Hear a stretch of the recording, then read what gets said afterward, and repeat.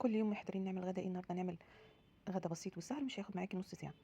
انا معايا صدر بانيه، لو انت جايباه مش متقطع حطيه في الفريزر 10 دقايق، هيسهل معاكي التقطيع.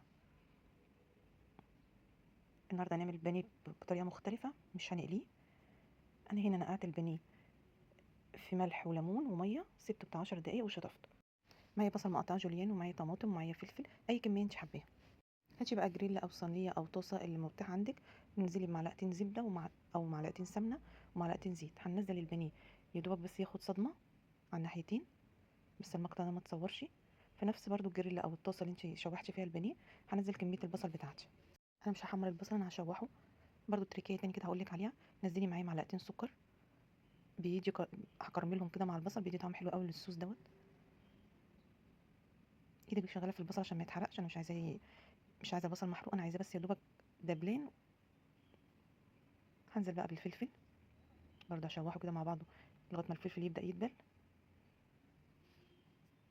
هنزل بالطماطميه، جربي الطريقه دي، طعمه حلو قوي وطعمه مختلف عن البانيه المقلي واخف منه.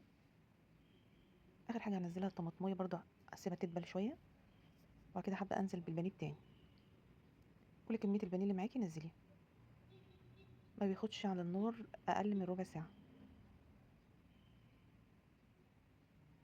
معايا هنا ربع كوبايه ميه سخنه.